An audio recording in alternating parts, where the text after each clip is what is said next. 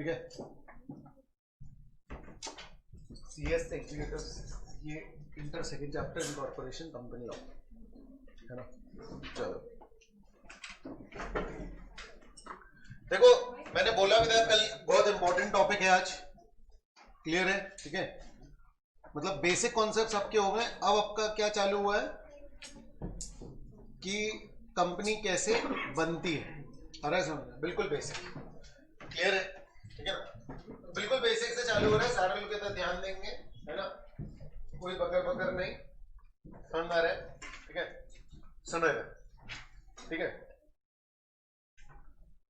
सबसे पहले जो पर्सन बिजनेस करने का सोचता है, सबसे पहले जो पर्सन बिजनेस वगैरह करने का सोचता है, ठीक है, तो उसके लिए एक जेनेरिक टर्म जो है वो कॉइन किया गया है, जिसको अपन क्या बोलते हैं, प्रमोटर। जो बिजनेस स्टार्ट करता है ना, समझ में आ रहा है, उसको अपन क्या बोलते हैं, प्रमोटर, आ रहा है समझ में, ठीक है ना।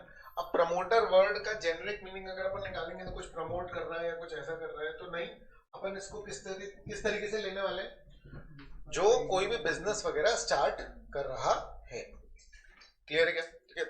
अब हम कौन सा पढ़ रहे हैं, कंपनीज एक्ट, तो हम यहाँ पर सोल प्रोप्राइटरशिप या पार्टनरशिप के ये उसकी बात नहीं कर रहे, ठीक है ना। तो कंपनी जो स्टार्ट करने की सोचता है, जो नया बिजनेस स्टार्ट करने की सोचता है और ये सोचता है कि उसका फॉर्म हम कौन सा वाला रखने वाले, कंपनी, कौन सा वाला रखने वाले, कंपनी, अरे समझ। तो जो कंपनी वाला फॉर्म रखने वाले हैं, लेट आओ उसके बाद फिर, है ना, जल्दी बैठो, हाँ, ठीक है। तो जो लोग बिजनेस स्टार्ट करते हैं, जो लोग बिजनेस स्टार्ट करते हैं, क्लियर है, जो कंपनी स्टार्ट कर रहे हैं, क्लियर है, ठीक है, वो लोग क्या कहला रहे हैं, प्रमोटर, समझ में आ रहा है। जो लोग नया बिजनेस स्टार्ट करते हैं वो लोग क्या कहलाते हैं, प्रमोटर। वो लोग जो काम करते हैं, समझ आ रहा है, कंपनी को सेटअप करने के लिए सारा, वो लोग जो काम करते हैं कंपनी को सेटअप करने के लिए सारा, उसको अपन क्या बोलते हैं, प्रमोशन, क्या बोलते हैं, प्रमोशन, आ रहा है समझ में। अच्छा, ये जो मैं आपको बता रहा हूं कि प्रमोटर किसको कहते हैं, जो कंपनी स्टार्ट करता है, ये मीनिंग वाइज बता रहा हूं मैं आपको, आ रहा है समझ में। यानी कि ऑफिशियल डेफिनेशन कुछ और है, ऑफिशियल डेफिनेशन कुछ और है, क्लियर है। ये जो ऑफिशियल डेफिनेशन आई है ये 2013 एक्ट के बाद आई है, आ रहा है समझ में। लेकिन प्रमोटर टर्म जो है वो उसके पहले से यूज होता आ रहा है। गुरु मूवी देखिए, मैं बताया था, मैंने प्री उसके बैच के भी पहले बोला था, मैंने कहा कि कुछ मूवी है तो देख लेना, आ रहा है समझ। तो उसमें जब उसमें अभिषेक बच्चन पे केस चल रहा होता है, समझ में रहे, तो ऐश्वर्या राय भी रहती है उसके साथ, तो हम बोलते हैं भाई आप, वो उससे अभिषेक बच्चन से क्वेश्चन पूछते हैं तो ऐश्वर्या राय जवाब देती है, बोलते आप किस हैसियत से जवाब दे रही, ठीक है ना। तो उसने बोला कि मैं कंपनी की 50% की शेयर होल्डर और प्रमोटर की हैसियत से जवाब दे रही। तो प्रमोटर्स की मतलब हमने मिल करके कंपनी क्या करी थी, स्टार्ट करी थी। पॉइंट समझ में आ रहा है क्या, क्लियर है, ठीक है ना। तो प्रमोटर कौन कहलाएगा, जो कंपनी स्टार्ट करता है, वो एक पर्सन और वो मल्टीपल पर्संस भी हो सकते हैं, आ रहा है क्या ये समझ में, क्लियर है। ऑफिशियल डेफिनेशन में टेक्निकल चीजें कि जो एनुअल रिटर्न में जिसका नाम लिखा हो, प्रोस्पेक्टस में जिसका नाम लिखा हो, समझ में आ रहा है, इस तरीके की टेक्निकल वाली बातें समझ में आ रहा है। जो कंट्रोल कर रहा हो शेयर होल्डर्स की तरह, मतलब कंपनी को कंट्रोल कर रहा हो बाहर से, अरे समझ में, डायरेक्टली इनडायरेक्टली, उस व्यक्ति को हम क्या बोलने वाले हैं, प्रमोटर, उनके हिसाब से। बाकी मैं आपको बता रहा हूँ कि प्रमोटर बेसिकली फाउंडर्स जो है तो होते हैं ना, ठीक है ना, उन लोगों के लिए क्या यूज होता है वर्ड प्रमोटर, ये बात समझना। जो कंपनी शुरू में बना रहा है, अच्छा कंपनी शुरू में बना रहे हैं तो हो सकता है कि किसी सीएस ने भी हेल्प की हो, किसी सीए ने भी हेल्प की हो, तो क्या वो भी प्रमोटर कहलाएगा, है ना। तो मतलब इसको एकदम ऐसे मत लेना कि भैया जो कंपनी को स्टार्ट करने में हेल्प करता है या जो कंपनी स्टार्ट करता है वो प्रमोटर कहलाता है, लेकिन प्रोफेशनल कैपेसिटी वाला नहीं। यही क्लियर है बेटा, आ रहा है समझ में, ठीक है ना। तो ये अपन 2-3 चीजों की बात पढ़ेंगे, समझ रही है। ऑफिशियल डेफिनेशन है, आई भी बाद में, ठीक है ना। सबसे पहले meaning of promotion, meaning of promotion.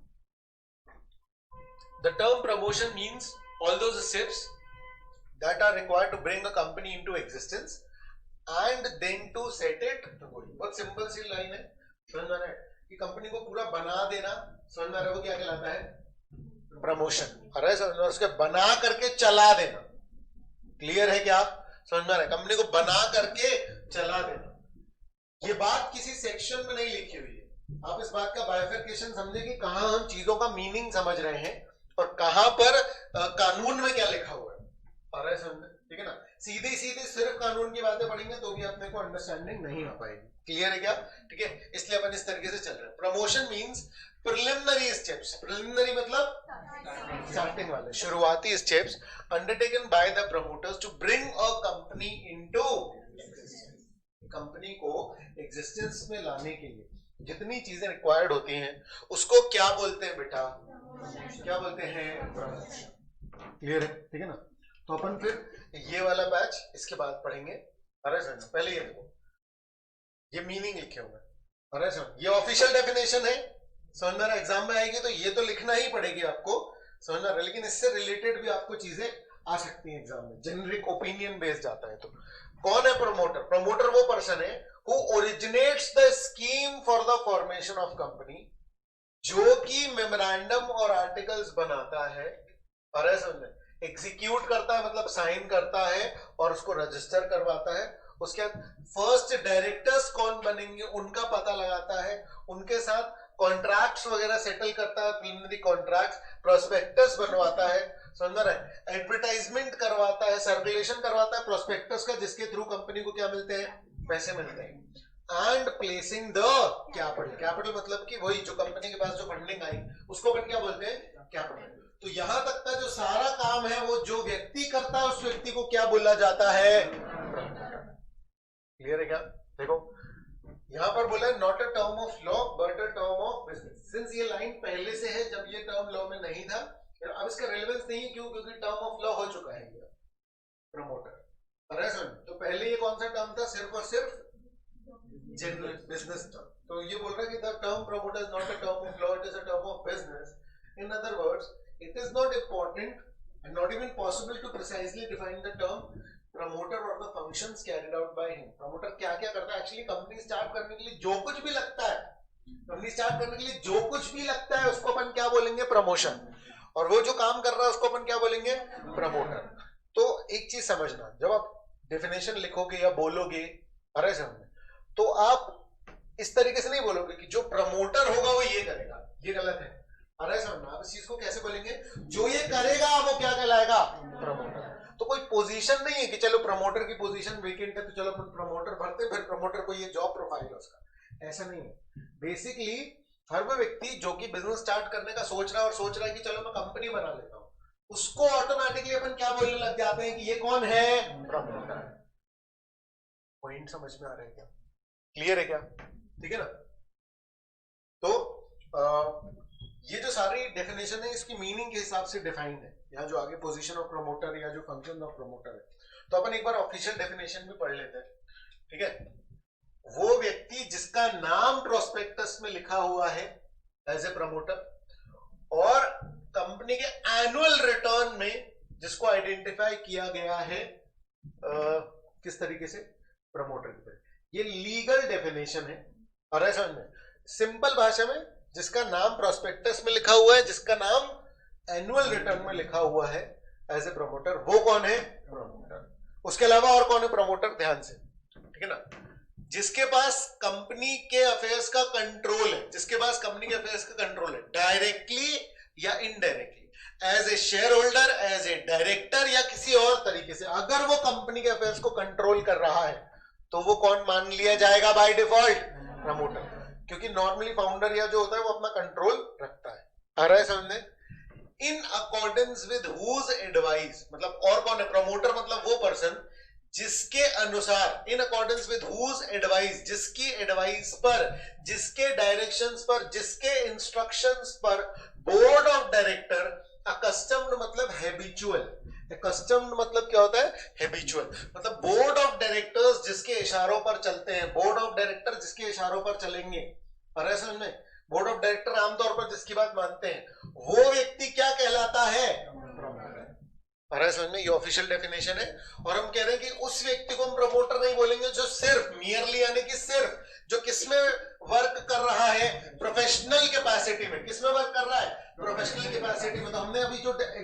Discuss किया कि जब कोई दो लोग कंपनी बनाने की सोच रहे हैं तो वो अगर किसी प्रोफेशनल के पास जाते हैं कि भैया हमारा रजिस्ट्रेशन का काम करवा दो, तो वो जो प्रोफेशनल इन्वॉल्व है, वो जो सीएस इन्वॉल्व है, क्या उसको हम प्रमोटर बोलेंगे क्या? क्योंकि वो मियरली क्या कर रहा है, वो सिर्फ प्रोफेशनल कैपेसिटी में वर्क कर रहा है, उस दौरान इन्वॉल्व है कि कंपनी बनते समय इन्वॉल्व है, लेकिन उसको फिर भी हम क्या नहीं बोल सकते हैं, प्रमोटर नहीं बोल सकते। रीड कर लो एक बार यहां तक का।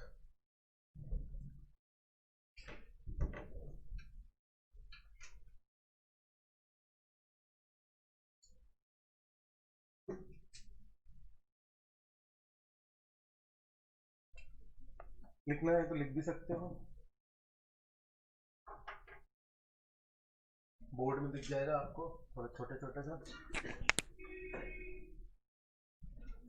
प्रमोशन मतलब वो सारे टास्क जो कंपनी को बनाने में हेल्प करते हैं। Position of promoter idea generate करता है, बिजनेस चलेगा या नहीं चलेगा इसका असेसमेंट करता है। ये पढ़ने वाले हैं अभी अपन, ठीक है ना। फिर जो ऑफिशियल डेफिनेशन है, जिसका नाम प्रोस्पेक्टस या एनुअल रिटर्न लिखा हो, जो कंपनी को कंट्रोल करता हो डायरेक्टली एंड इनडायरेक्टली, जिसके इशारों पर बीओडी चलते हैं। एक्सेप्शन, जो प्रोफेशनल कैपेसिटी में वर्क कर रहा है वो प्रमोटर नहीं है।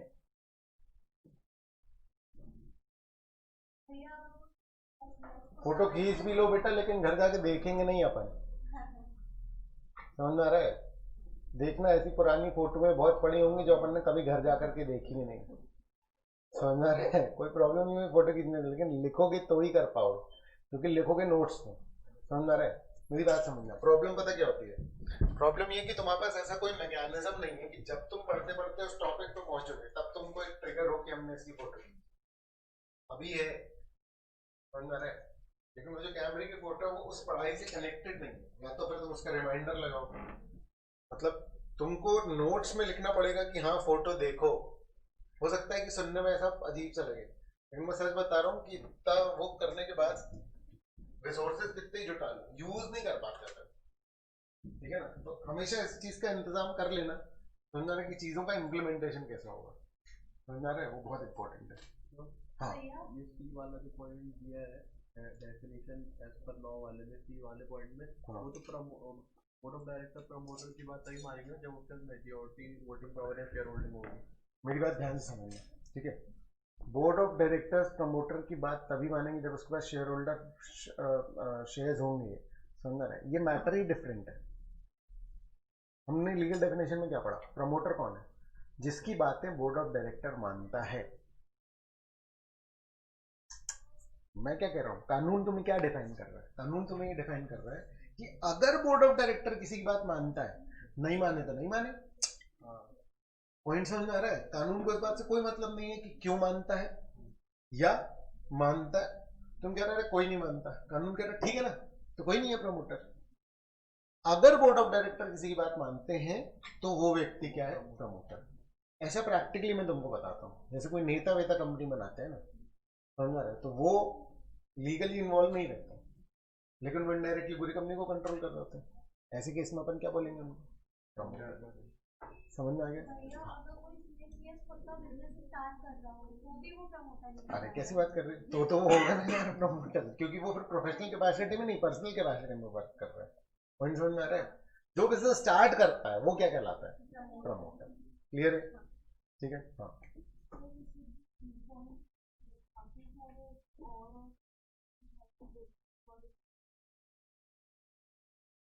हाँ हाँ, आंसर लिखते समय तुमको ये बात कंसिडर करनी है। दो तरीके से क्वेश्चन आ सकते हैं, या तो डायरेक्टली की डेफिनेशन लिखो प्रमोटर की, और या तो तुमको किसी एक पर्टिकुलर बेस पे आ जाए, समझ में आ रहा है कि भैया वो डायरेक्टर है और वो कंपनी के अफेयर्स को कंट्रोल भी कर रहा है, तो बताओ कि वो प्रमोटर है या नहीं, या उसकी पोजीशन क्लियर करो।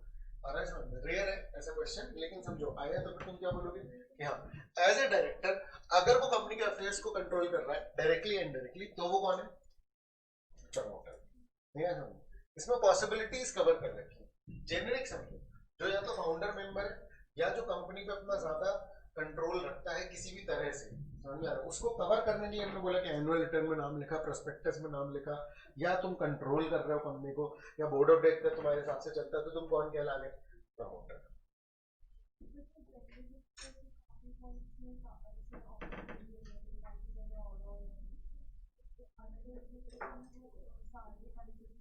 देखो आंसर लिखते समय का क्या है कि वो सब तुमको कंसिडर करने पड़ेंगे। क्यों? क्योंकि अगर किसी एक ने भी कंसिडर करे हैं तो ऑब्वियस ही बात है तुम्हारे आंसर में भी वो बात होनी चाहिए। नहीं ऐसा नहीं, क्योंकि ऑफिशियल डेफिनेशन में तो वो है ही। ठीक है, और ये छोटी सी डेफिनेशन जो बड़े होंगे ना प्रोविजन, जैसे भी हम पढ़ेंगे रजिस्टर्ड ऑफिस कंपनी का अगर चेंज करना है, समझ में आ रहा है, तो अब उसके 30-40 प्रोविजन समझ में आ रहा है, तो क्या होगा तो ये अपने को 10-15 याद रह सकते हैं, इतना बड़ा क्वेश्चन भी नहीं आएगा तुमको। कौन सा 20 नंबर का क्वेश्चन बना करके देंगे, तो प्रैक्टिकल फीजिबिलिटी उसकी खत्म हो जाती है। तो या तो उसको समराइज फॉर्म में लिखना पड़ेगा या तो किसी तरीके से लिखना पड़ेगा, मतलब 20-22 तो होंगे उसके पॉइंट्स। ठीक है ना?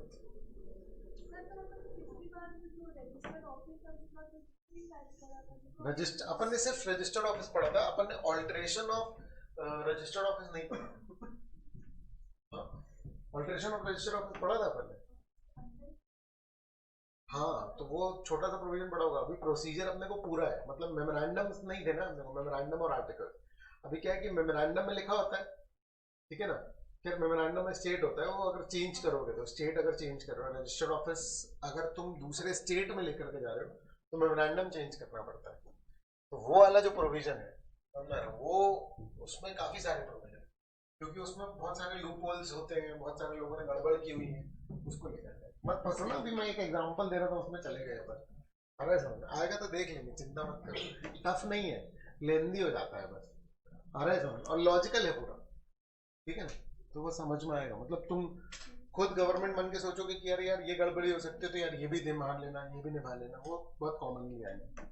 चल बताओ, पढ़ लिया क्या यहाँ तक? पढ़े आगे?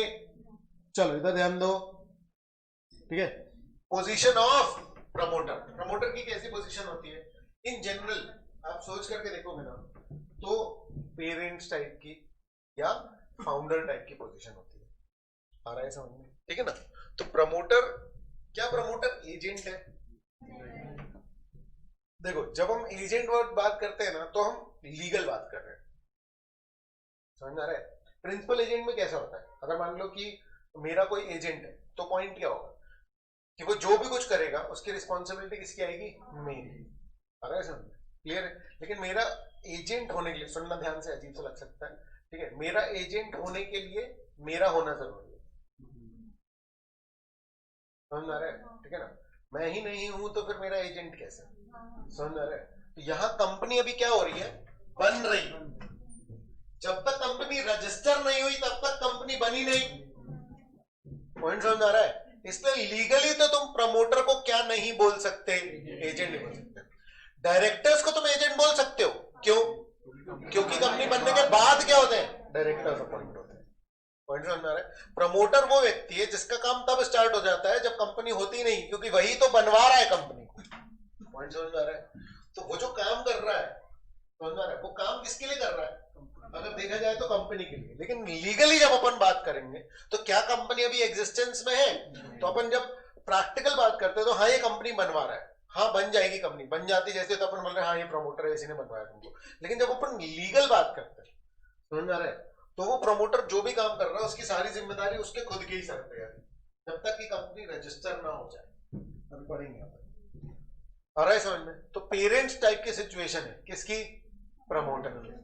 आ रहा है समझ में? क्लियर है? ठीक है ना। एजेंट नहीं है वो, एजेंट नहीं है कि वो जो भी काम कर रहा है उसके लिए कंपनी रिस्पॉन्सिबल हो जाए, समझ आ रहा है? ठीक है। वो ट्रस्टी नहीं है कंपनी का, लेकिन वो जो काम कर रहा है वो काम क्या कर रहा है? वो काम वही कर रहा है कि अगर कंपनी ने कोई एजेंट रखा होता या अगर कोई उसका ट्रस्टी होता तो जो काम करता, प्रमोटर वही काम कर रहा है। समझ में आ रही है बात? क्लियर है? क्योंकि प्रमोटर कोई पोजीशन नहीं है जो कंपनी बनने के बाद अपॉइंट करे। आ रहा है समझ? हम तो उन लोगों को प्रमोटर बोल रहे हैं जो लोग कंपनी को बनाते हैं। पॉइंट समझ में आ रहा है? जो वो सारा काम करते हैं। मेमोरेंडम बनेगा तब कंपनी बनेगी ना, तो जो मेमोरेंडम बनवा रहा है, जो बना रहा है, वो कौन कहलाएगा? प्रमोटर। समझ में आ रहा है क्या? तो इसलिए यहाँ पर जेनरिक बस आपका कॉन्सेप्ट क्लियर करने के लिए बातें लिखी हुई है कि प्रमोटर ना एजेंट है ना ट्रस्टी है कंपनी का, क्योंकि कंपनी तो अभी एग्जिस्टेंस में है ही नहीं। आ रहा है समझ में?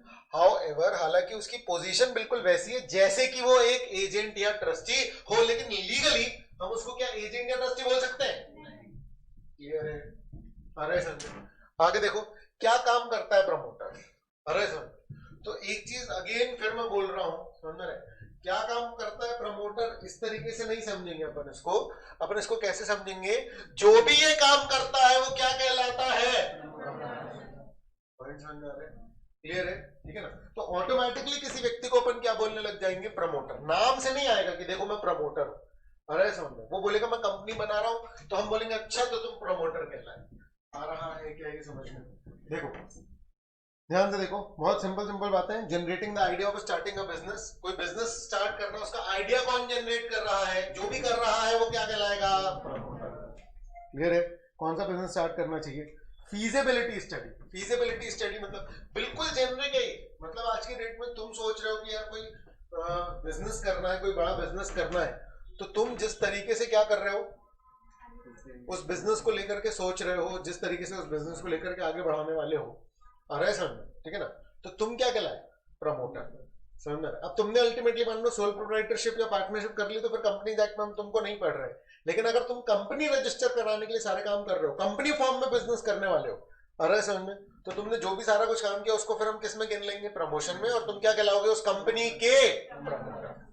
अब अल्टीमेटली प्रमोटर ही क्या बन जाते हैं कंपनी में, मुझे बताओ क्या बन जाएंगे, शेयर होल्डर्स बन जाएंगे और बोर्ड ऑफ डायरेक्टर्स। समझ में आ रहा है, ठीक है ना। बाकी ऑब्वियसली बात है, जनता से तो पैसे लेंगे, समझ में आ रहा है, ठीक है ना, लेकिन बोर्ड ऑफ डायरेक्टर्स की सिचुएशन में जरूर वो बन जाएंगे। लेकिन लीगली अगेन अब सोच कर देखना, तो मैं लीगली बोल रहा हूं तो आप समझना कि जो कागजों में लिखा है उसके हिसाब से अगर देखा जाए, ठीक है, तो प्रमोटर जो है वो कंपनी बना रहा है, लेकिन क्या ऐसा लीगली जरूरी है कि भाई प्रमोटर ही डायरेक्टर बने? कैसा हो सकता है कि किसी व्यक्ति ने कंपनी बनाई और फिर उसने दे दी, डायरेक्टर चुने, शेयर होल्डर चुने और फिर वो चला गया? ऐसा लीगली तो पॉसिबल है, लेकिन प्रैक्टिकली ऐसा थोड़ी होता है, समझ में आ रहा है। क्योंकि जो सोच रहा है कि यार ये बिजनेस स्टार्ट करते हैं, समझ में आ रहा है, वो किसी और को थोड़ी ना दे करके चला जाएगा। और प्रैक्टिकली तो बेस से नहीं बनाता कोई कंपनी, अरे समझ में, कि आइडिया स्टार्ट करे और इस तरीके से करे। प्रैक्टिकली कंपनीज कैसे बनती हैं कि कोई एग्जिस्टिंग बिजनेसमैन होता है, समझ में आ रहा है। प्रैक्टिकली मैक्सिमम बिजनेस किस तरीके से स्टार्ट होते हैं, या तो सोल प्रोप्राइटरशिप में या तो पार्टनरशिप। वो बिजनेस स्टार्ट करते हैं, फिर उनका बिजनेस बढ़ जाता है, उनको फिर स्कोप और ऑपरेशन और वो सब बढ़ाना होता है, तो उनको क्या लगता है कि क्या कर सकते हैं अपन, कंपनी बना सकते हैं।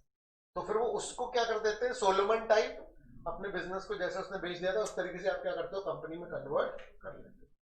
आ रहा है क्या समझ में। चाहे आप टाटा ले लो, चाहे रिलायंस ले लो, सबकी शुरुआत जो है वो इसी तरीके से, इन्फोसिस वगैरह कोई भी डायरेक्टली नहीं बनती कंपनी।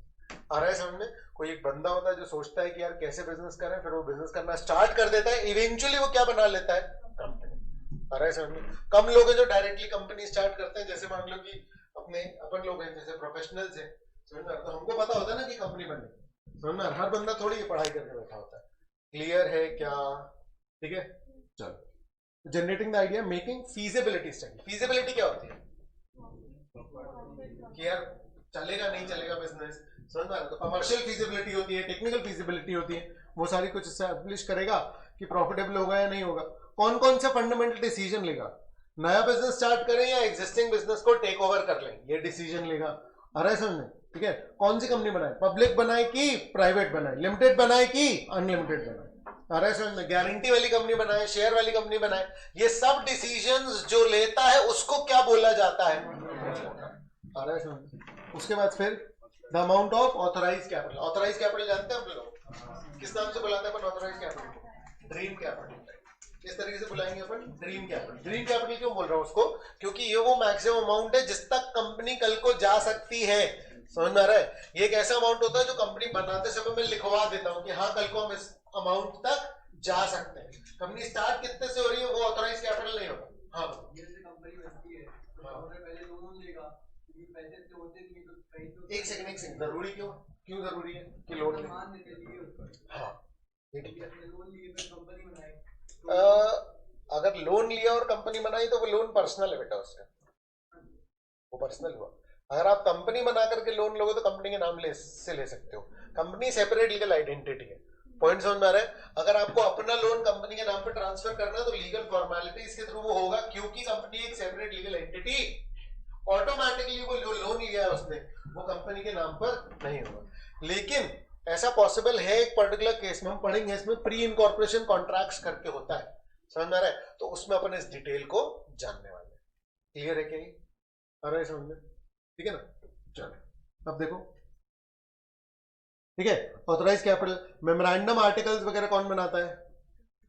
जो बनाता है वो क्या कहलाता है? प्रमोटर। क्लियर है? सब्सक्राइबर्स टू मेमोरेंडम कौन होते हैं? सब्सक्राइबर टू मेमोरेंडम ये वही लोग होते हैं जो फर्स्ट मेंबर्स होते हैं। सब्सक्राइबर्स टू मेमोरेंडम को फर्स्ट मेंबर्स बोला जाता है। जो 3-4 लोग 10 लोग मिलकर के बिजनेस स्टार्ट कर रहे हैं ना, समझ रहे, वो ही लोग क्या करते हैं? मेमोरेंडम पे साइन करते हैं। मेमोरेंडम पे साइन करने को एक तरीके से क्या बोला जाता है? सब्सक्राइब करना। मतलब मेमोरेंडम में साइन कर दिया आपने तो इसको क्या बोला जाएगा? आपने मेमोरेंडम को क्या कर लिया? सब्सक्राइब। बेसिकली आप मेंटली रेडी हो किस चीज के लिए? कंपनी बनाने के लिए। आप लोग कहलाएंगे first member. Subscribers to memorandum are the first members of the company. Subscribers to memorandum क्या कहलाते हैं? कंपनी के फर्स्ट मेंबर्स। क्लियर है ये? ठीक है। उसके बाद फिर रजिस्ट्रार के पास सारे डॉक्यूमेंट्स फाइल करने पड़ते हैं। याद रखो जब कंपनी बनती है तो बहुत सारे डॉक्यूमेंट्स आपको किसके पास फाइल करने पड़ते हैं? आरओसी के पास। आरओसी समझ में? वो अपन पढ़ेंगे अभी इनकॉर्पोरेशन। क्लियर है क्या? ठीक है ना? Entering into negotiation. नेगोशिएशन क्या होता है भाई? जगह जगह लोगों से जाकर के बात करनी पड़ेगी ना। बिजनेस स्टार्ट कर रहे हो, जगह फाइनल करना है, रेंट पे ले रहे हो, खरीद रहे हो, तो बंदों के साथ जाकर के बात करनी पड़ेगी। अभी कंपनी नहीं एग्जिस्ट करती तो अभी सारा कुछ किस कैपेसिटी में हो रहा है? पर्सनल कैपेसिटी में। तो वो जो नेगोशिएशंस करने हैं, समझ में आ रहा है? क्लियर है? वो सारे होंगे। Normal negotiation, pre incorporation contracts भी हो जाएंगे। और यहां पर क्या बोल रहे हैं कि जो फर्स्ट डायरेक्टर्स बने, या तो वो खुद तो बन ही जाएगा, वो हो सकता है और लोगों को रेडी करे कि भैया तुम साथ में मिलकर के अपन बिजनेस करते हैं। जैसे पार्टनरशिप नहीं होती तो पार्टनरशिप में तो फर्म रजिस्टर करा लेते हैं। इसमें अपन क्या करते हैं? किसी लोगों से बात करेंगे कि भाई अपन लोग क्या बन जाते हैं? डायरेक्टर। तो वो लोग क्या कहलाएंगे? First director. प्रैक्टिकली क्या होता है? जो 2-4 प्रमोटर रहते हैं वही लोग क्या बन जाते हैं? डायरेक्टर। हो सकता है किसी और से भी वो क्या करें? डायरेक्टर बनने की बात कर ले। समझ में आ रहा है क्या? अब किसी को डायरेक्टर क्यों बनाएगा कोई? या तो उसकी पहचान वाला होगा, अरे समझ में, या तो फिर उसमें क्या होगा? फिर एबिलिटी होगी बहुत प्रॉपर। पॉइंट समझ में आ रहे हैं? कंपनीज बनती है इसी तरीके से। कोई डाउट है तो पूछते जाना। आ रहा है समझ में? क्यूरियोसिटी वाला है वो भी पूछते जाना, कोई दिक्कत नहीं, क्योंकि जनरल बात ही चल रही है। क्लियर है? इसके बेस पे बने पूरे सेक्शंस। ठीक है? लॉजिक है। फिर क्या है? शेयर्स इश्यू करने के जो अरेंजमेंट्स हैं, entering into pre incorporation contract for the purpose of business of the company on behalf of the proposed company. Arrangement जो बनने वाली है, making arrangements for issue of share, any person who performs one, तो ये सारे function है। तो कह रहा है एनी पर्सन जो वन और more of above functions perform करेगा उसको माना जाएगा कि वो कौन है? अरेंजमेंट। सिर्फ ये बात कि वो सब्सक्राइबर मेमोरेंडम का अपने आप बना रहे, फिर से सिर्फ ये बात कि वो पर्सन क्या है? मेमोरेंडम का सब्सक्राइबर है, अपने आप उसको प्रमोटर नहीं बना देती। ठीक है ना? बेसिकली अगर आप सब्सक्राइबर टू मेमोरेंडम हो तो आपको प्रमोटर बोला जाएगा, ऐसा नहीं है। नॉर्मली सब्सक्राइबर्स टू मेमोरेंडम कौन बन जाता है? प्रमोटर ही बन जाता है।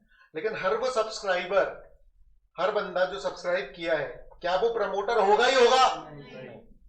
तो ऐसा कौन बंदा होगा जो सब्सक्राइबर टू मेमोरेंडम होगा लेकिन प्रमोटर नहीं होगा? कोई भी हो सकता है ना, जिसको प्रमोटर ने बात की हो, प्रमोटर ने पूरा सेटअप किया, उनसे बोल रहा है भाई तू भी मेंबर बनेगा क्या? बोल रहा हाँ हाँ ठीक है, लेकिन वो हेल्प कराने कुछ नहीं आ रहा। हम शायद उससे हो सकता है वो सिर्फ पैसे कंट्रीब्यूट कर रहा, समझ रहा, लेकिन कंपनी बनने में उसने कोई मेहनत नहीं। अरे समझ में? तो वो क्या नहीं कहलाने वाला? फटाफट रीड कर लो उसको।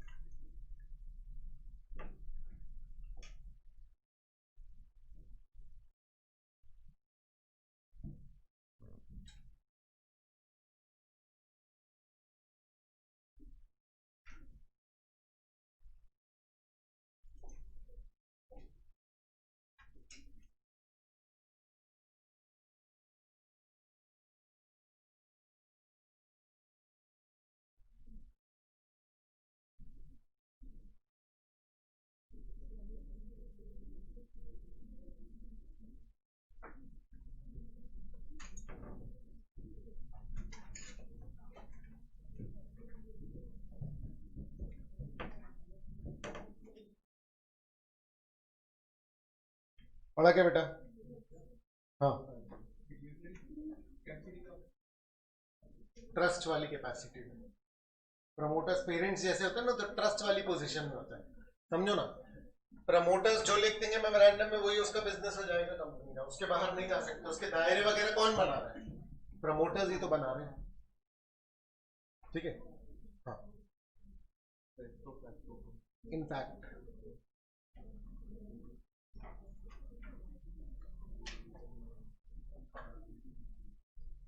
अपने आप ऐसे कह रहे। चलो ठीक है ना, अब समझना, ठीक है, बहुत ध्यान समझना। ये जो ड्यूटीज ऑफ प्रमोटर है, ये बहुत सिंपल सा टॉपिक है, क्लियर है, ठीक है ना। लेकिन उसका लॉजिक क्लियर होना बहुत जरूरी है, क्योंकि पूरे कंपनी का बेस आप इससे समझ सकते हो, क्लियर है, ठीक है। ध्यान समझना, ड्यूटीज ऑफ प्रमोटर्स क्या है? सीक्रेट प्रॉफिट नॉमिनल और full and fair disclosure of interest. Company बनाते समय, ठीक है, क्या ना करें? सीक्रेट प्रॉफिट करे सर, और जो भी बातें उनका फुल एंड फेयर डिस्क्लोजर करें। देखिए समझना, जितनी भी ये कंपनीज बनी हुई है ना, समझना रहे, ये मेरा ओपिनियन है, कहीं पढ़ा हुआ नहीं है, समझना रहे, कि वो सब कंपनी ना ओवर वैल्यू करते ही करते हैं। पॉइंट समझना रहे, जब आप कंपनी बनाते हो, समझना रहे, जब ये कंपनी बनाते हैं तो असेट का तो ओवर वैल्यूएशन हो ही जाता है, समझना रहे, ठीक है।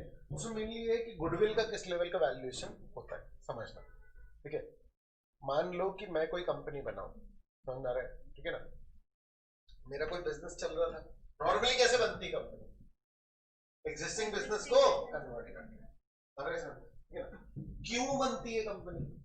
क्यों बनाता है कोई कंपनी? बड़े लेवल पे काम करना है और कैपिटल आ जाएगा, अरे सर, ठीक है। मान लो मेरा फर्नीचर का बिजनेस है, समझना रहे, मैंने कोई था बढ़िया, मैंने ग्रेजुएशन करी, उसके बाद उनको लगा कुछ काम करना चाहिए, तो मैंने लकड़ी का काम स्टार्ट किया। टाल वाले से एक दो बात की, जगह फाइनल करी, समझना रहे, एक दो कारीगर से बात करी, और फिर मैंने सेटअप कर लिया कि भाई लकड़ियां आने लग गई, समझना रहे। उसके बाद फर्नीचर के ऑर्डर आने लग गए, कुछ पहचान से, फिर कुछ बाहर से, पॉइंट समझ आ रहा है, ठीक है। अब मैंने उसमें इनोवेशन करना स्टार्ट किया, कुछ कुछ नया करना स्टार्ट किया, तो ग्राहकी बढ़ गई, समझ में आ रहा है, ठीक है। अब क्या हुआ? बहुत सारे ऑर्डर आने लग गए, समझ में आ रहा है। तो अब कोई टाल मैंने ही खरीद लिया, अब मेरे पास डायरेक्टली वो सब आने लग गए, समझ में आ रहा है। अब मेरे को बाहर से भी ऑर्डर आने लग गए, मैंने एक वेबसाइट भी बना ली। तो अभी तक काम चल रहा था सोल प्रोप्राइटर या पार्टनरशिप में, समझ में आ रहा है। और मैंने दो चार लोगों को, घर के कुछ दूर के रिलेटिव्स, एक दो फ्रेंड्स, वो सबको साथ में मिला करके मैंने काम चालू कर लिया। पॉइंट समझ में आ रहा है, क्लियर है, ठीक है ना। अब क्या हो रहा है? अब मैंने कहा यार कि अब तो अपना इतना अच्छा काम हो गया है कि अपन क्या कर सकते हैं, नेशनल लेवल मूव कर सकते हैं। नेशनल लेवल मूव करना मतलब कि अपन चुनते हैं कि कुछ गिनी चुनी 10 सिटीज में, समझ में आ रहा है, अपन अपना ऑफिस खोलेंगे, और उसके बाद फिर फर्दर जो है 100 सिटीज में अपन अपना ऑफिस खोल लेंगे, समझ में आ रहा है। वहां अपन मैन्युफैक्चरिंग यूनिट डालेंगे, समझ में आ रहा है, लकड़ियां से आएगी, पूरा प्लान अपन ने बनाया। लेकिन इस पूरे प्लान के लिए चाहिए मान लो कि 50 करोड़ रुपए। अरे प्लान अच्छा है, हम बिजनेस अच्छे से कर रहे हैं, समझ में आ रहा है, प्रॉफिट अच्छा खासा कमा रहे हैं, क्लियर है, ठीक है ना। अब टोटल कितना चाहिए? 50 करोड़, क्लियर, ठीक है। अब समझना, अभी एग्जिस्टिंग सिचुएशन क्या है कि मेरे पास एक टाल है और बहुत सारा स्टॉक पड़ा हुआ है, बहुत सारे वर्कर हैं जिनको मैं मंथली सैलरी दे रहा हूँ, समझ में आ रहा है। अब मैंने क्या किया कि कंपनी रजिस्टर करा रहा हूँ और इशू भी करूंगा मैं पब्लिक टाइप का, तो क्या होगा कि लोगों से पैसे आएंगे, समझ में आ रहा है। लेकिन जब मैं एग्जिस्टिंग बिजनेस अपना कन्वर्ट करूंगा, क्या मैं प्रमोटर कहलाऊंगा? अगर मैं कंपनी बना रहा हूं तो क्या मैं प्रमोटर कहलाएगा? मैं प्रमोटर कहलाऊंगा, समझ में आ रहा है, ठीक है ना। तो अब समझना क्या होगा, प्रैक्टिकली जितनी कंपनीज बनती हैं वैसे ही बनती है, ध्यान से समझ लेना तो इस बात को, क्लियर है, ठीक है। कि मैं अपना एग्जिस्टिंग क्या करूंगा, मैं अपने एग्जिस्टिंग सेटअप का वैल्यूएशन लगाऊंगा, क्योंकि समझना, मैं बाकी सबसे क्या ले रहा हूँ? पैसे, पॉइंट समझ में आ रहा है। उसके बदले में मैं क्या करूंगा? उनको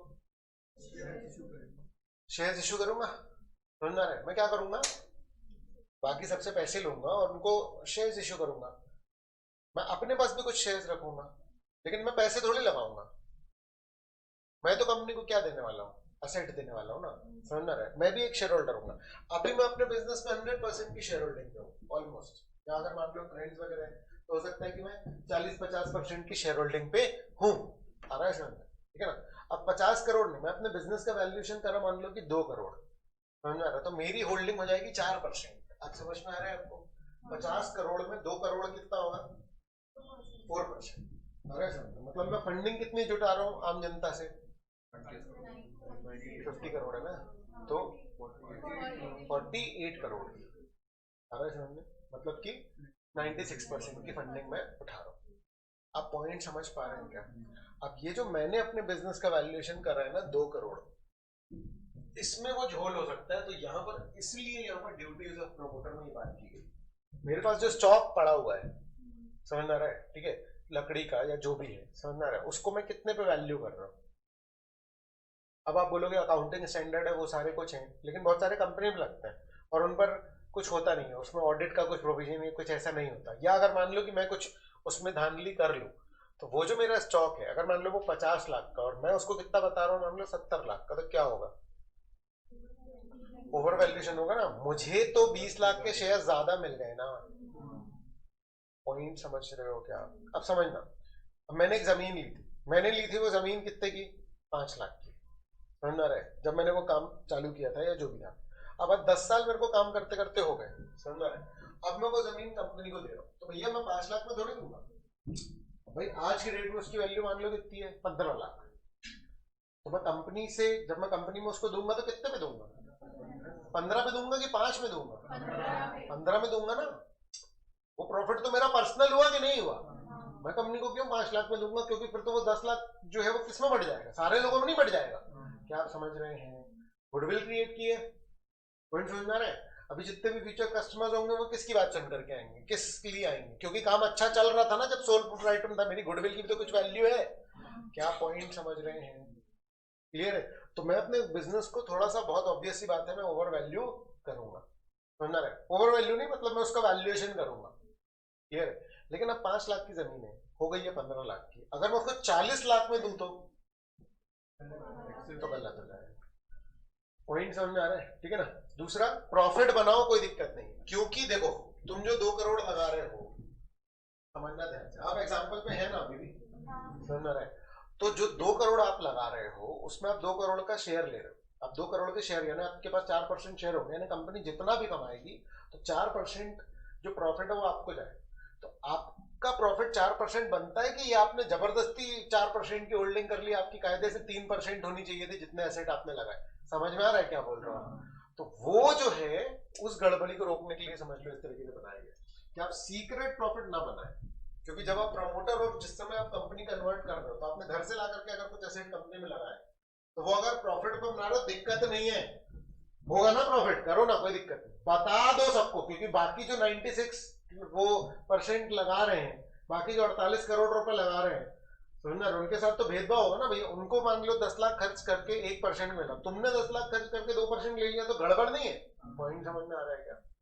हेलो, क्लियर है ये? तो इसलिए जिम्मेदारी क्या है प्रमोटर्स की? Not to make secret profit. क्या यहाँ पर नॉट टू मेक प्रॉफिट लिखा हुआ है? यानी प्रॉफिट बना लो, कोई दिक्कत क्या है? सीक्रेट प्रॉफिट मतलब, समझ में आ रहा है? ठीक है ना। तो nature of profit should be disclose. जो भी प्रॉफिट बना उसको क्या कर देना? डिस्क्लोज। तो सेकंड वाला भी पॉइंट इसमें कवर हो जाएगा कि डिस्क्लोजर कैसा रहेगा? फुल एंड हाफ ट्रूथ नहीं रहेगा। हाफ ट्रूथ पढ़ चुके हैं अपन, समझ में आ रहा है? अधूरी बातें आप नहीं बताएंगे, समझ में आ रहा है? ठीक है ना। The law does not prohibit making of profit. Profit बनाना मना नहीं है, अरे समझ, प्रमोटर को रेम्यूनरेशन देना मना नहीं है। कानून ने क्या मना कर रखा है? सीक्रेट प्रॉफिट, बिना बताए प्रॉफिट मत बना, क्योंकि वो अपन फ्रॉड या इस तरीके से मानने लग जाएंगे। In other words, the promoter can make profit in respect of any transaction with the company only if he makes a full and fair disclosure of such profit. Disclosure किसको बताएंगे? कंपनी बनने के बाद जो इंडिपेंडेंट बोर्ड ऑफ डायरेक्टर हो सकता है वो खुद ही उसमें शामिल हो, कोई दिक्कत की बात नहीं, लेकिन वो डिस्क्लोजर ऑफिशियली होना चाहिए। अगर बोर्ड ऑफ डायरेक्टर में दूसरे लोग भी शामिल हैं तो क्या क्लियर है? डिस्क्लोजर कैसा होना चाहिए? Full and fair of any interest in any transaction or contract with the company in which he is directly or indirectly interested. बहुत ध्यान समझना, इस पे क्वेश्चंस बनते हैं। क्लियर है? पास में आ गई है, ठीक है, रीड कर लो फटाफट से यहाँ तक।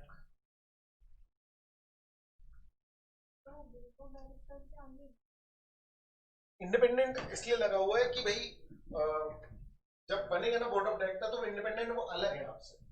पॉइंट समझ में आ रहा है? एक चीज याद है ना, इंडिपेंडेंट डायरेक्टर्स अलग होता है, सेक्शन 149 में होगा अलग से, लेकिन ये उसकी बात नहीं कर रहा है। ये बस बोर्ड ऑफ डायरेक्टर को अलग करने के लिए प्रमोटर से क्या बोल रहा है कि इंडिपेंडेंट जो बोर्ड ऑफ डायरेक्टर उसको बता है। यहाँ पर इंडिपेंडेंट का लीगल मीनिंग नहीं है, जनरल मीनिंग, ठीक है।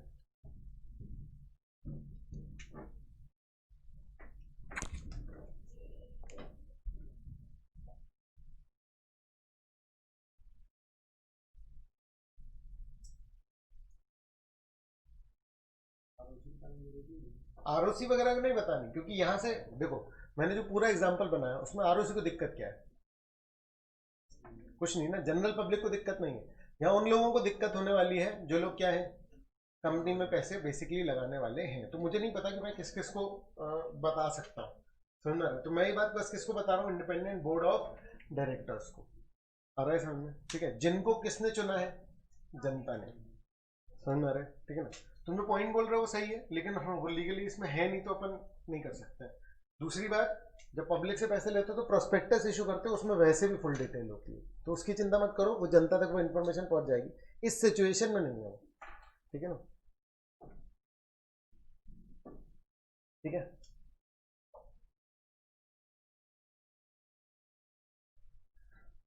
नहीं बताया तो किसको नुकसान होगा, मुझे बताओ, शेयर होल्डर्स को। अब शेयर होल्डर्स को इंडिविजुअल पावर देने की बजाय हमने क्या बोला कि यार चलो कंपनी है ना सेपरेट लीगल एंटिटी, तो अपन क्या बोलते थे, किसके पास पावर है, कंपनी के पास, समझ में आ रहा है। यानी हम यहां पर अब किसको बोल रहे हैं कि remedies available to the company against the promoter. Practically ये पावर किसके पास है, शेयर होल्डर, लेकिन अपन लीगली अपन क्या बोल रहे हैं, फिर सारे शेयर होल्डर को एकजुट बताने के लिए अपने को किसको देनी पड़ेगी पावर, लीगली कंपनी को, समझ में आ रहा है, ठीक है ना।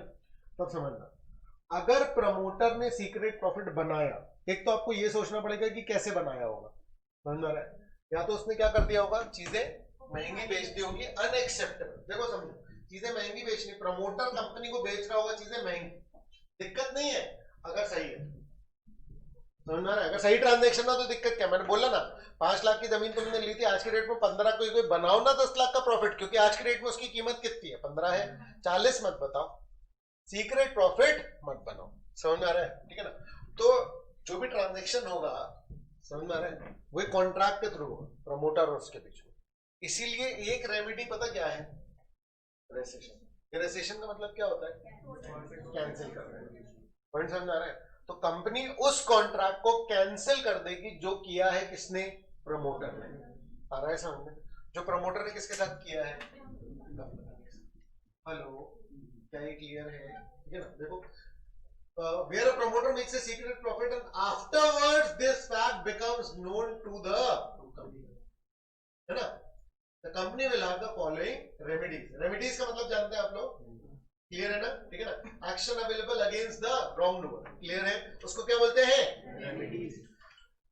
पहली रेमेडी है कैंसिलेशन, वो कॉन्ट्रैक्ट जो कि किया प्रमोटर ने, उस कॉन्ट्रैक्ट को क्या कर सकते हैं, हर समझ में, कौन कैंसिल कर देगा, देखो, कंपनी में rescinding the contract even though the company had adopted the contract and communicated the fact of adoption to the other party to the contract, however rescission must be made within a reasonable time। ये जो लिखा हुआ है ना बेटा, इसमें अलग अलग केस लॉज आपको बन सकते हैं, पूरी लाइन दोबारा से पढ़ो। कंपनी कैंसिल कर सकती है इस कॉन्ट्रैक्ट को, भले ही कंपनी ने उस कॉन्ट्रैक्ट को अडॉप्ट कर लिया हो एक बार, ठीक है ना। इसका मतलब प्रमोटर ने वो जो जमीन थी या जो घर था या जो मकान था वो महंगा बेच दिया, और कंपनी ने अपना ऑफिस शिफ्ट कर लिया, फिर कंपनी को पता चला क्या कि यार इसने महंगा बेच दिया, तो क्या कर सकते हैं, कैंसिल कर सकते हैं। क्या कर सकती है कंपनी, उस कॉन्ट्रैक्ट को कैंसिल। पॉइंट समझ में आ रहा है क्या आपको, क्लियर है। अब मान लो प्रमोटर बोले कि भैया फिर तुमको आने नहीं था, अब तुम आ गए, अब तो तुमने यूज कर लिया, नहीं कोई मतलब हमको, आ रहा है समझ में, क्लियर है। लेकिन मान लो 10 साल बाद तुमने बोला कि अरे तुमने महंगी बेची थी, पॉइंट समझ में आ रहा है, तो अब क्या हो गया, रीजनेबल टाइम जो है वो क्या हो गया है, एक्सपायर हो चुका, तो अब आप उसको नहीं बोल सकते, आ रहा है समझ में, ठीक है ना। तो अब rescission must be made within a reasonable time. अच्छा, ये जो है communicated the fact of adoption to the other party of the contract, मतलब जिससे खरीदा, समझ में आ रहा है, क्लियर है, ठीक है ना। Company had adopted the transaction and communicated the fact of adoption to the other party। अगर मान लो उसने खुद ने अपनी जगह बेची, किसको? कंपनी को, या उसने अपने दोस्त से बिकवाई, तो फिर हम किसको इन्फॉर्म करवाएंगे? दोस्त को। अरे समझना, ध्यान से समझना, अभी ये वाला टॉपिक आगे आने वाला है, लेकिन उसके बारे में मैं अभी से पूरा एक्सप्लेनेशन दे रहा हूँ आपको। इसको बोलते हैं प्री इनकॉर्पोरेशन कॉन्ट्रैक्ट। कंपनी बनने के पहले जो कॉन्ट्रैक्ट्स होते हैं वो किसके नाम पर होते हैं? प्रमोटर। और उसके बाद जब कंपनी बन जाती है तो इन ट्रांजैक्शंस को अडॉप्ट कर लिया जाता है, किसके द्वारा? कंपनी के द्वारा। अरे समझ, मान लो ए प्रमोटर है, समझ आ रहा है, और बी से उसने ट्रांजैक्शन किया। जब वो बी से ट्रांजैक्शन करेगा तो वो ए लिमिटेड के पॉइंट ऑफ व्यू से कर रहा है। ध्यान से समझना, ए जो है वो प्रमोटर है और वो कंपनी बनाने वाला है कौन सी? ए लिमिटेड। ए जो है वो क्या है? प्रमोटर है, और वो कंपनी कौन सी बनाने वाला है? ए लिमिटेड। अरे समझ में क्लियर है? वो ट्रांजैक्शन कर रहा है किसके साथ? बी के साथ। समझ आ रहा है? बी से वो प्रॉपर्टी खरीद रहा है। जब कंपनी रजिस्टर हो जाएगी, समझ आ रहा है, तो ये ट्रांजैक्शन पलटाया जाएगा किसकी तरफ? कंपनी की तरफ। समझ आ रहा है? ठीक है ना? तो कंपनी रेजोल्यूशन प्रॉपर पास करेगी और इस कॉन्ट्रैक्ट को अडॉप्ट करेगी, और कंपनी उसको बताएगी, किसको?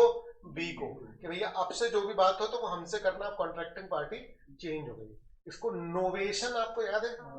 नोवेशन होता है, ट्री पार्टी अग्रीमेंट करके नोवेशन के थ्रू समझ लो एक तरीके से कि प्रमोटर से चीजें किसके पास जाती हैं? तो वो पूरा टॉपिक आने वाला है, चिंता मत करो।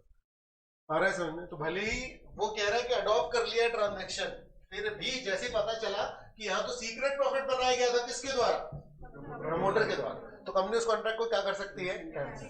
तो एक राइट मिला क्या? कि कैंसिल करने। आ रहा है समझ में? अब मान लो कि जगह अच्छी है तो कैंसिल नहीं करना है कॉन्ट्रैक्ट। आ रहा है समझ में? कि कंपनी भाई चलाना है यहाँ पर, तो कोई और रास्ता है तो हाँ भाई, कितना प्रॉफिट बनाया उतना वापस कर दो। Recovery of what? Secret profit. Clear है? समझ में आ रहा है? देखो जरा क्या बोल रहे थे, कंपनी में recover the secret profit made by the company may recover the secret profit made by the promoter.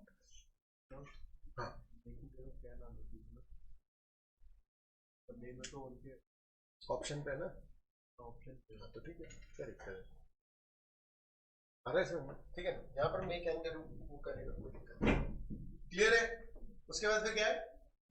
एक और कि suit for breach of trust.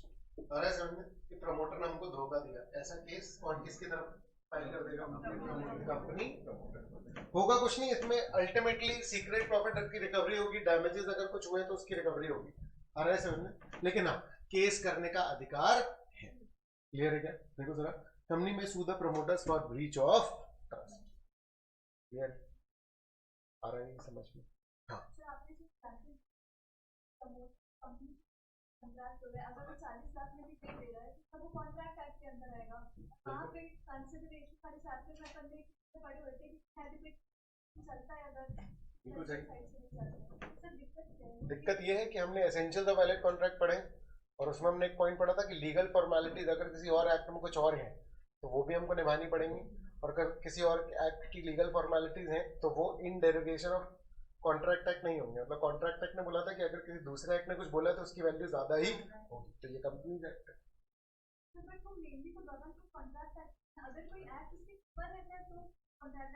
नहीं, कॉन्ट्रैक्ट एक्ट में वहां पर अपनी वैल्यू सबसे लोएस्ट कर दी है, समझ रहा है? तो मतलब किसी भी और एक्ट में कुछ भी और फॉर्मेलिटी दी है तो वो भी निभाओगे तभी जाकर के क्या होगा? वैलिड कॉन्ट्रैक्ट हो पाएगा, नहीं तो नहीं हो पाएगा। क्लियर है? अदर पार्टी देखो समझो, एक कॉन्ट्रैक्ट से, एक कॉन्ट्रैक्ट जो प्रमोटर ने करवाया, समझ रहा है, कंपनी के साथ, या तो उसने खुद की कोई चीज बेची या तो किसी और से कोई महंगी चीज बिचवाई, तो फिर वो जो जिस बंदे से बिकवाई वो बंदा क्या हो गया? Other party. किसी भी केस में अगर प्रमोटर इन्वॉल्व है उस सीक्रेट प्रॉफिट में, समझ में आ रहा है, तो वो वसूला किससे जाएगा? प्रमोटर से, चाहे प्रमोटर खुद इन्वॉल्व हो चाहे वो अदर पार्टी। क्लियर है? हाँ, आपने जो एग्जांपल दिया उसमें जैसे अगर प्रमोटर कंपनी को महंगी लैंड बेच रहा है, यहाँ पे कंपनी को प्रॉफिट कम होगा तो प्रॉफिट कम होगा, प्रॉफिट कम होगा नहीं, प्रॉफिट तो बाद में गया, प्रॉफिट तो छोड़ो, बात की बात है, उन्होंने जमीन महंगी बेची, खत्म। पॉइंट समझ में आ रहा है? अब भाई उससे फिर बाद में हमको प्रॉफिट कम हो रहा ज्यादा हो रहा है, तो इसका लॉस अब तुम सेट ऑफ कर रहे हो ना, उसका हमारे ट्रांजेक्शन से क्या लेना है? जैसा मतलब प्रॉफिट कम होगा तो ग्रेजुअली शेयर होल्डर भी मतलब शेयर सेल ही कर देंगे, तो कंपनी की तो विजन तो तक जाएंगे नहीं ना। देखो समझो, तुमने हमको 15 की चीज 40 में बता के भेज दी, बस वही कहानी खत्म हो गई। अब ऐसा हमने ठीक है ना, 15 की चीज 40 की बेची, 25 लाख का प्रॉफिट है, रिकवर खत्म कहानी, समझ रहा है? अब इसके कारण तो बहुत सब्जेक्टिव हो गया ना, गुडविल जैसा कैलकुलेशन हो जाएगा फिर इसका, समझ रहा है कि पुरानी मेहनत पे कितना और बाद की मेहनत है। क्लियर है? ठीक है, और कोई डाउट है किसी को? क्लियर है? ठीक है ना, चलो तो यहाँ तक का एक बार देख लो, कोई डाउट है तो शुरू से लेकर के यहाँ तक का कोई इश्यू है तो बता दो फटाफट से, है ना? अलग अलग मुद्दे हैं, छोटे छोटे अलग तरीके से कवर्ड है।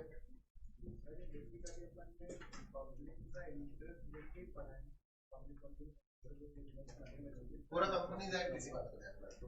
अगर अपन एक बार ऑफिस में पड़ी तो वो अपनी प्रॉपर्टी ऑफिस में कितनी कोई पैसे तो कोई फर्क नहीं पड़ता।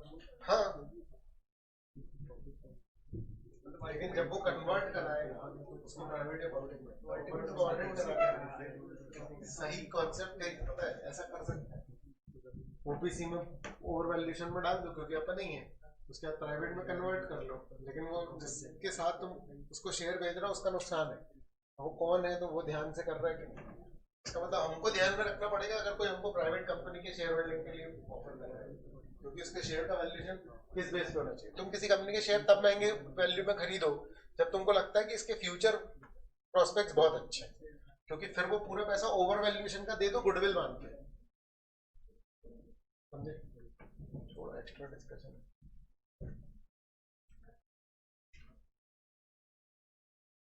क्लियर है?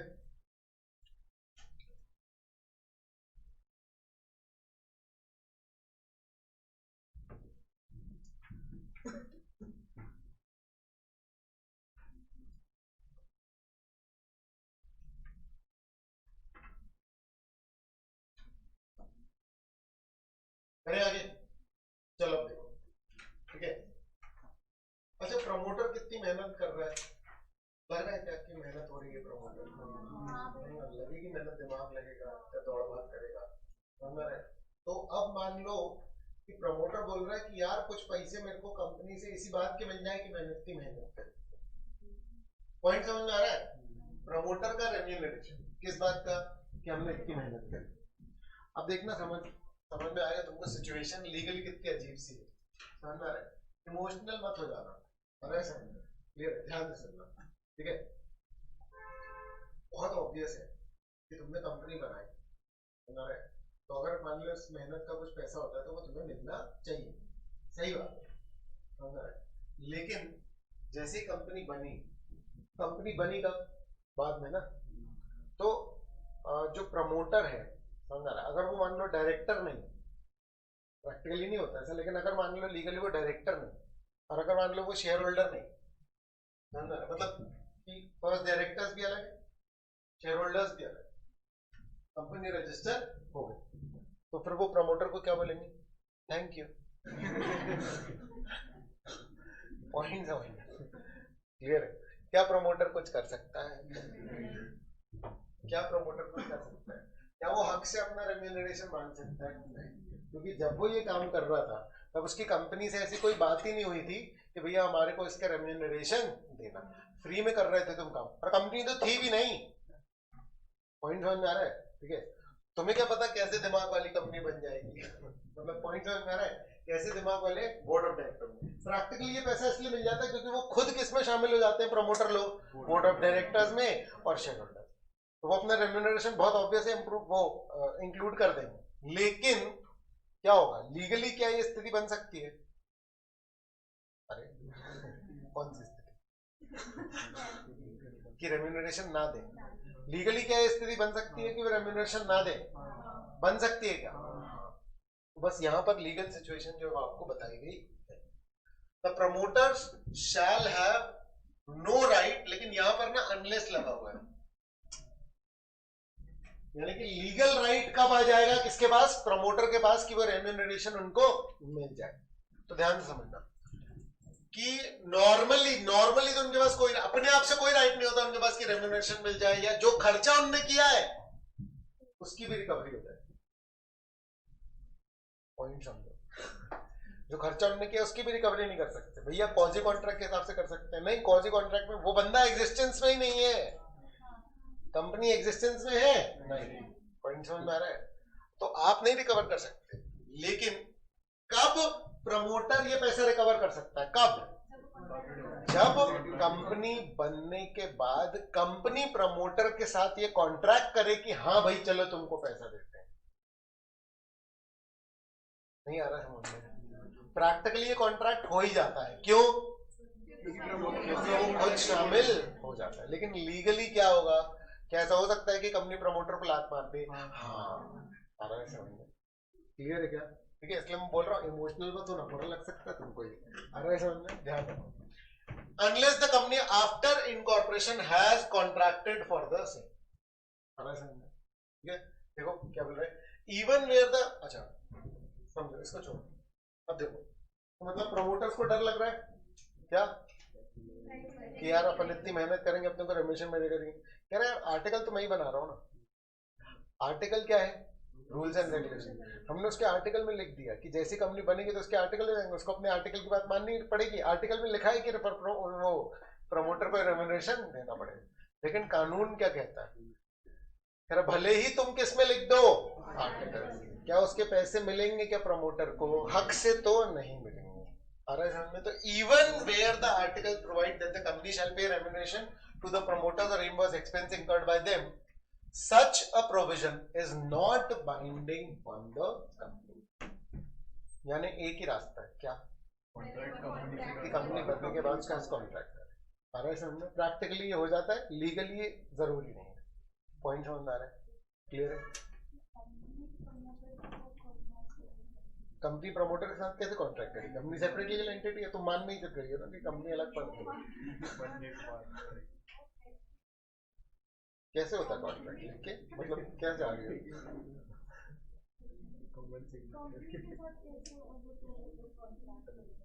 अरे देखो प्रमोटर लिखेगा कि हम आपके साथ कॉन्ट्रैक्ट कर रहे हैं कि आपने जो इतनी मेहनत करी उसका हम पैसे दे रहे हैं, कंपनी किसी लगा देगा। हाँ ना, तो वही तो मैं बोल रहा हूँ। अगर वो बोर्ड ऑफ डायरेक्टर बन गया, क्योंकि कंपनी की तरफ से अब सारे साइन वाइन कौन करने वाला है? बोर्ड ऑफ डायरेक्टर्स अप्रूव करेंगे वो रेम्यूनरेशन। क्लियर है? ठीक है ना? अच्छा, अब जरूरी नहीं है कि ये पैसे जो मिल रहे हैं ना उसको वो कैसे मिले? कैश में। ऐसा जरूरी नहीं है कि उसको वो पैसे कैसे मिले? कैश में। क्लियर है? ठीक है ना? तो कैसे कैसे दे सकते हैं? तो सस्ते शेयर्स दे दिए। अरे तो भाई बाकी का एडजस्ट कर लेना तुम। अरे ये एक्चुअली में कौन किसके लिए डिसाइड कर रहा है? प्रैक्टिकली कौन किसके लिए डिसाइड कर रहा है? प्रमोटर खुद ही।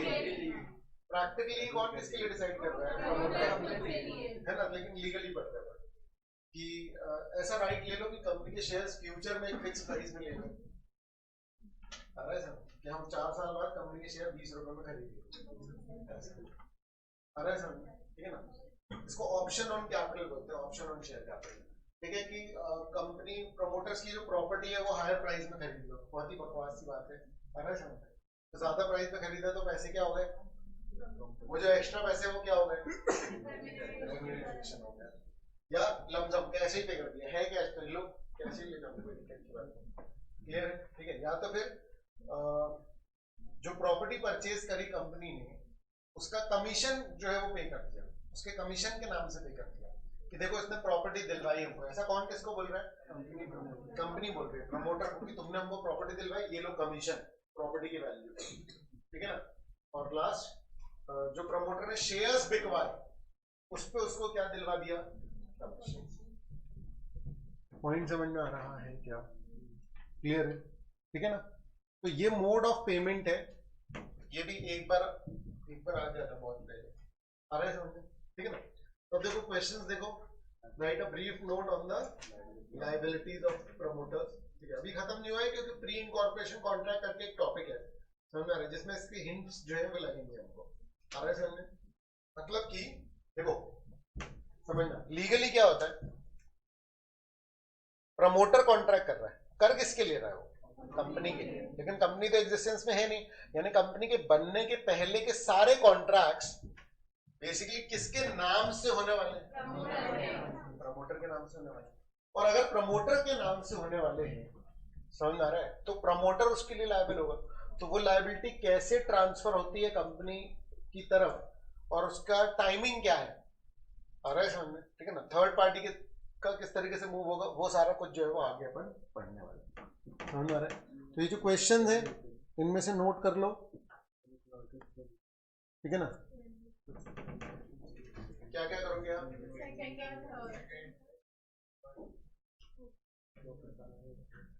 सेकेंड, थर्ड और फोर्थ,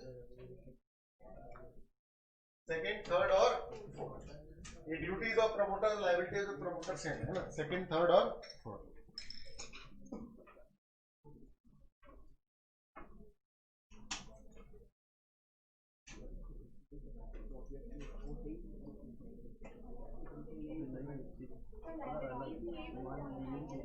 लायबिलिटीज में ड्यूटीज वगैरह यही सब है।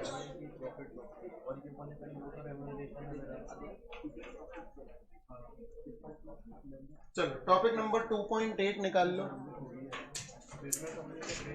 टॉपिक नंबर 2.8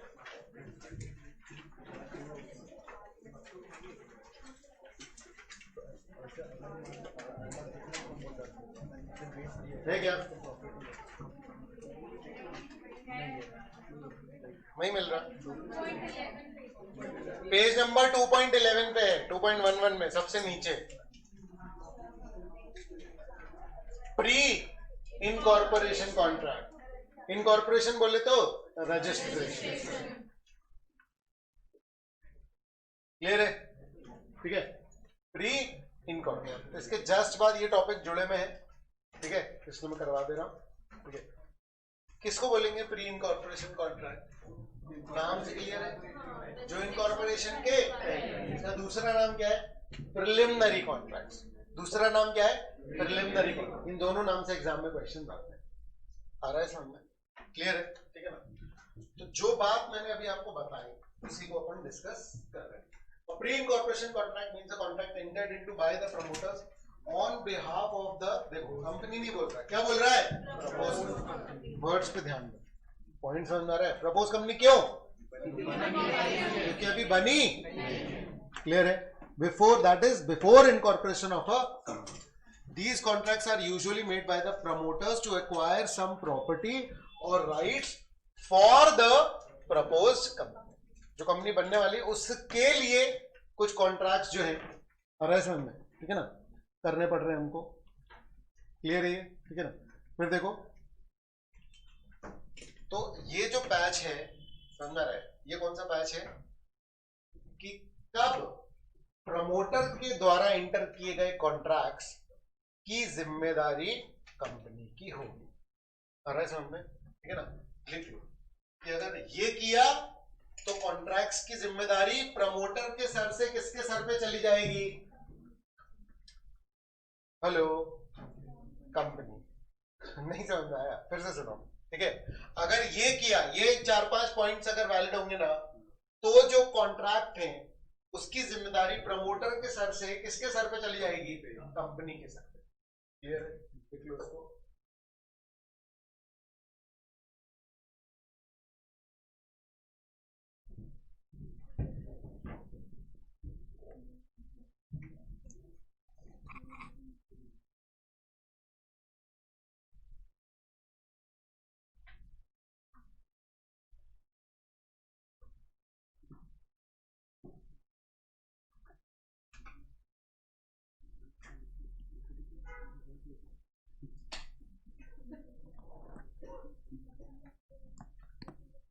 ठीक है, ध्यान से देखो।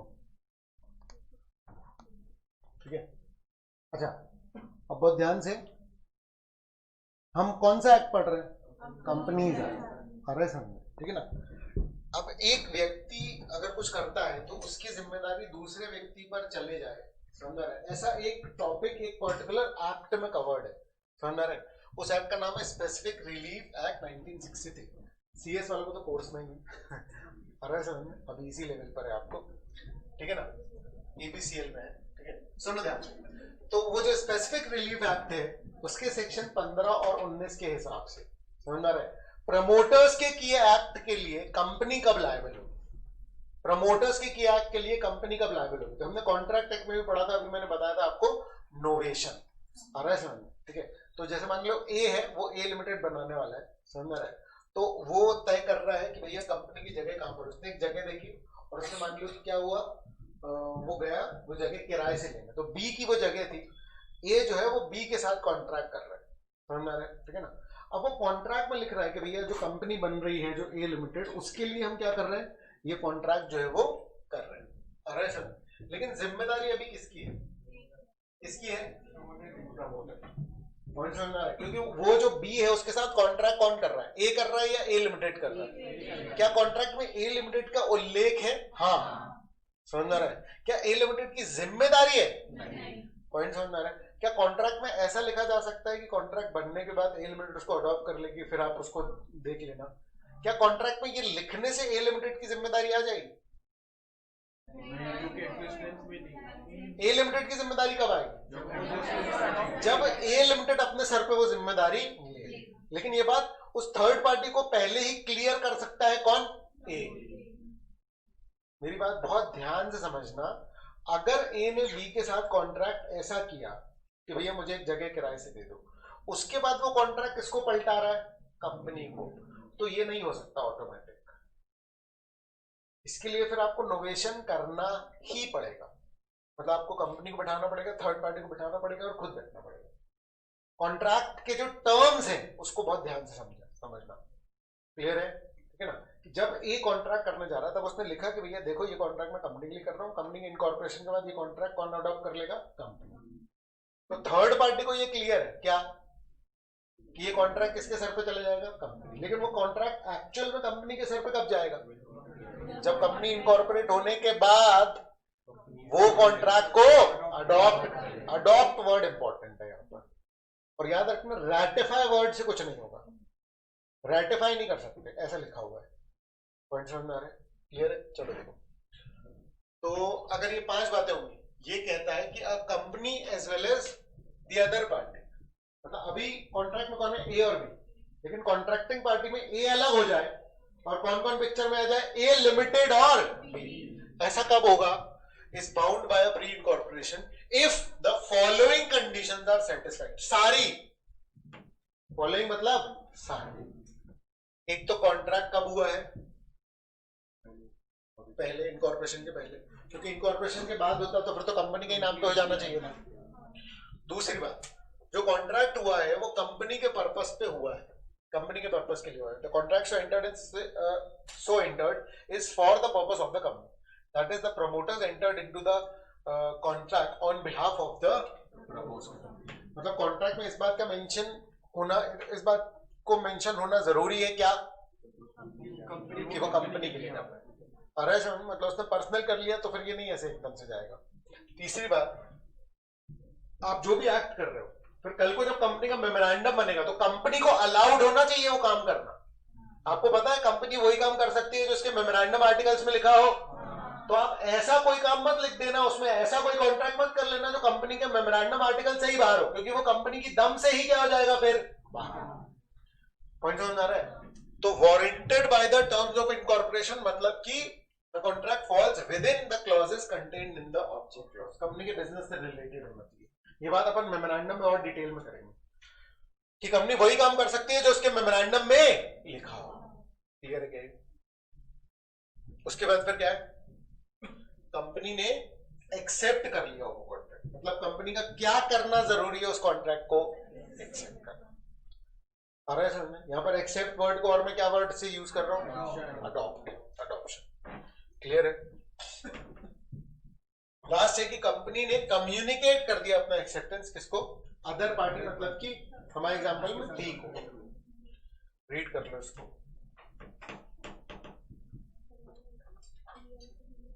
कल इसको दोबारा करते हैं, रीड कर लो अभी, क्योंकि अभी इसमें और डिस्कशन बाकी है। इसके बाद क्या होगा, लेकिन जब मैं कल बताऊंगा इसके बाद क्या होगा तो उसके पहले का निपट चुका होगा। इसलिए मैं पहले पहले को बता दूंगा, फिर बात करूंगा। सी वाला है कि मेमोरेंडम में जो भी चीजें लिखी है ना, कंपनी की पावर्स में होना चाहिए, ऐसा लिख लो कि जो कंपनी बन रही है ना उसकी पावर्स में होना चाहिए वो कॉन्ट्रैक्ट।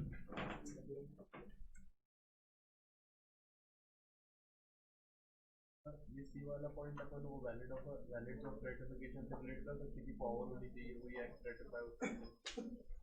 हाँ लेकिन मत करो क्योंकि इसमें अलग से मेंशन है ही।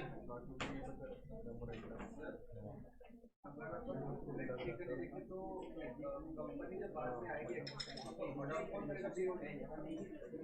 हाँ तो सर आपने जब एक अपन ने एग्जांपल डिस्कस करना हाँ सर अगर हमको फाइल कोई और बना रहा हो तो मना कर दिया तो प्रमोटर खाली आ जाएगा टंडन गोपाल। हाँ बस उसके बाद फिर प्रमोटर सिर्फ गालियां दे पाएगा पब्लिक को और कुछ नहीं कर पाएगा। मिल गया बिल्कुल सही। हाँ मतलब प्रमोटर जो है वो बेवकूफ बन गया। चलो बाकी का कल करते हैं।